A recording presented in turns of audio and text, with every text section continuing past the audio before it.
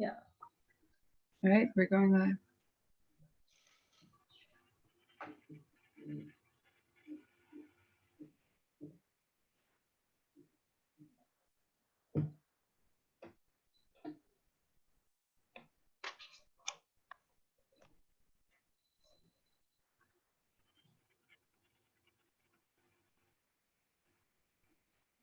Hello, everyone.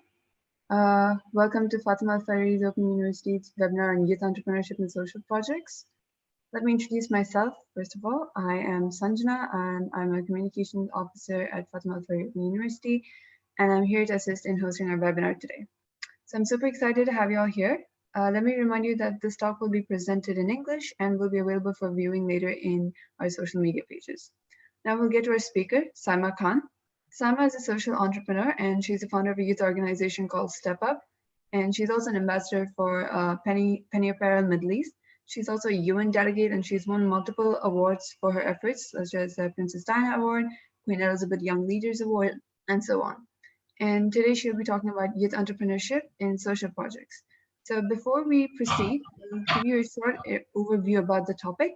So social entrepreneurship is when individuals and entrepreneurs develop and implement projects and enterprises that are centered around social or cultural and environmental issues. And Sama will talk about how the youth can play an important role in these projects. The stage is yours now, Sama.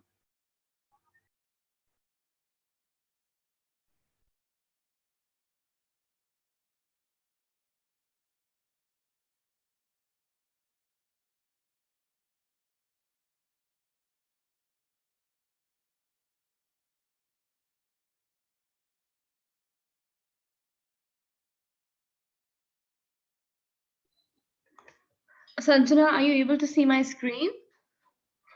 Yes. Okay, perfect. Okay, hi everyone. It's a pleasure to be here. My name is Saima Khan. I'm the Goodwill Ambassador of Penny Appeal Middle East. And today our talk is going to be about youth entrepreneurship in social projects. So a little bit about myself. As Sanjana has already given a very lovely introduction, I'd just like to add that today I'm here specifically to talk to the youth, to relate to them. As being a young social entrepreneur myself, I want to give them inspiration. So I'm not going to take much time, but I'm going to tell you a very short story that when I was in the field of social entrepreneurship, I started off at the age of 13 with basic volunteering and going for community events, etc. I was not taken seriously mainly because of my age. And that is an issue that I have been trying to solve since a very long time. And now, being 22, I've managed to solve that issue. I've founded my own organization, Step Up Dubai, which is a youth-based organization for the youth and by the youth. And I've moved on to being a brand ambassador of Penny Appeal Middle East. My whole objective is to involve youth in community projects. I feel that we create doctors and engineers and all of that, but the main purpose of life is to serve the community, solve these global causes, and achieve the United Nations Sustainable Development Goals. So now I'm going to go ahead and start showing you the projects. So this is one of the first projects. It's called Leaders of Tomorrow, and it focuses on education specifically for orphans and underprivileged children. And this is the project that I think a lot of people draw their eyes to, and it's mainly in underprivileged countries such as Pakistan, Uganda, Somalia, Kashmir, Nepal, India, Syria, etc. And we do a lot of initiatives for these children by introducing creative learning, by encouraging them to do innovative thinking, and by helping these rural children be well developed and trained to solve problems within their own rural region. So that is our main goal is to make these children sustainable at the end of the day, not just for themselves, for their families and for their communities. Um, my next initiative that I'm going to talk about is empowering women. And this is a cause which I really relate to. And what we do in empowering women is we focus on women who have been through domestic abuse or who are in rural villages and just don't have that kind of an opportunity. We have a Penny Appeals Women's Welfare, where we train these women to be the breadwinners of the family. And we're trying to change that whole perception here where, back home in villages, men are the one who have to go out and work and women just have to sit home. What we try to do is make the women as good and as much of a source of an income as the men are already. And these initiatives are different. One is, as you can see in the picture, is teaching them how to do basic stuff like stitching clothes, now during the pandemic stitching masks, selling them, if not to earn millions but at least to earn a livelihood, at least to earn an income. Another initiative in empowering women that we do is teaching them agriculture, but with a little bit of twist. We give them a seed capital, such as 66 goats, seeds, and stuff like that, and teach them goat rearing management so that they can succeed even in the field of agriculture. The next initiative I'm going to talk about is Being Orphan Kind. This is a project that's really close to my heart as I have an unimaginable love for children. And Orphan Kind is a project where we look at orphans and orphans which are coming to us from various countries and different situations and different scenarios. And we look at providing them the best of health, hygiene kits, shelter, 3 times meal for their life, education, and later on we train them for basic sustainable, training them for jobs for a basic sustainable income. The gift of warmth. Now during the winter season, people are not just hit by the pandemic, people are also hit by by the cold. And at Penny Appeal Middle East, we work towards providing them with blankets, socks, hygiene kits, uh, warm food, etc. And this is my favorite project. It's called Water is Life. So the thirst relief project is basically making clean water accessible to the underprivileged, especially the ones in the rural areas. And the reason being is that whenever you go to these villages and you speak to the people and you give them two options between water and food, they will always choose water because water is used for so many things. You use it to drink, you use it to cook, you use it to clean, you use it for your crops. Some even use it to generate energy, etc. So the use of water is so much and it is so essential. And it is so sad that in such a developed time, we're not able to provide the basic necessity of clean water to the underprivileged countries. So at Thirst Relief, we work specifically through 4 pillars. One is by rainwater harvesting system, which is very common in countries like India and Kashmir. Water tanks, which is more common in Syria and Palestine.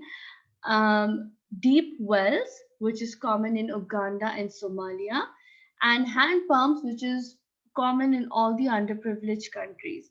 And our very latest initiative is the solar panel powered water system, where that helps not only provide water to the nearby homes, but even to the school facilities. So now the question comes back to how can you be part of this amazing cause? What can we do as citizens of our own countries to give back to society? So some of the things that I have penned down would help you enable this in your own community is one, you can start off by building your own well. You can register with us and start an initiative to build your own well and encourage your community and your friends and family members to invest in your well. After a span of 3 to 6 months, when your well is fully flourished and fully built, you will have the opportunity to get a full access report as well as see the result of the work and how many people you've provided clean water to, and who are the people benefiting, and what problem are you actually solving in that particular region. Wells are even cheaper to build, but they have a big impact and they're long lasting if maintained well. The other thing is to engage your corporates and to engage a lot of firms in giving back. So each country has the opportunity to give back, and each country may have a different cause. Some people relate a little more to the winter emergency, and some people relate more to the thirst relief. But whatever cause you feel naturally passionate about, you should pursue that further, because that will just put an added interest when you're talking to someone to invest in these causes. Um, as an open university, another suggestion that I would give is to have small community engagement programs where we can have someone do like a readathon and have them read stuff to and have people invest in them for reading. For example, if someone reads one book, you're ready to invest $30 in them, something like that, just to bring out the whole creativity and fundraising.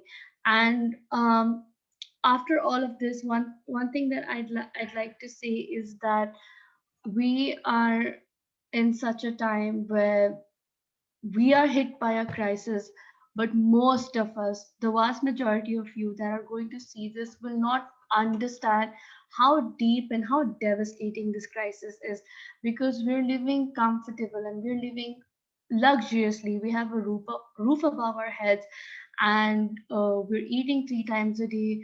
We're able to use water as and when we need it. We're able to go out.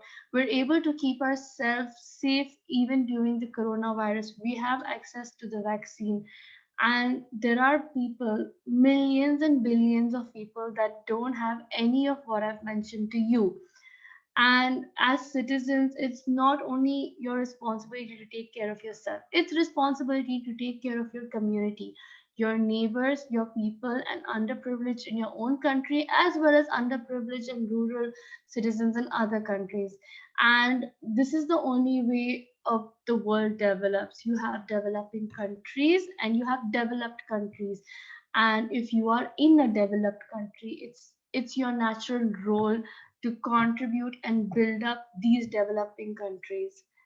Um, with this, I come to the end of my session, and I am open to answering any questions if there is any. Sanjana, you can take it Yeah. from here. Thank you for the talk, Saima. We really appreciate it. And we see some questions. So, how do we get today's youth to be interested in social entrepreneurship? What do you think? Well, I think the first thing that we can do is start off with educating them. Most of the youth that I interact with today, it's not that they don't want to help, it's just that they don't know that they have to help. They assume that volunteering is something that you do when you're free or something that you do to get extra credits. So I think the first part of getting the youth involved is definitely education, teaching them that whatever rights you have are supposed to be given to someone else who was deprived of it, and to help them understand their privileges and to help them see what other people don't have. And after education, I would also give some responsibility to the schools and the university itself to make it compulsory or part of the curriculum that time be given. Students have to take out time of their busy schedules, of their busy homeworks and assignment and whatsoever, to do one good deed a day.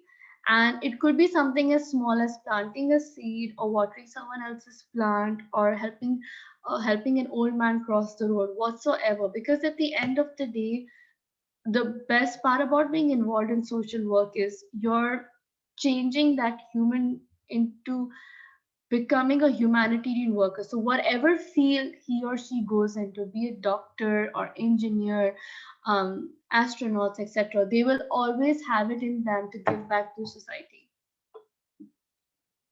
All right, thank you, Saima. And next question is, what barriers do youth face in social entrepreneurship? Um, a lot of barriers actually.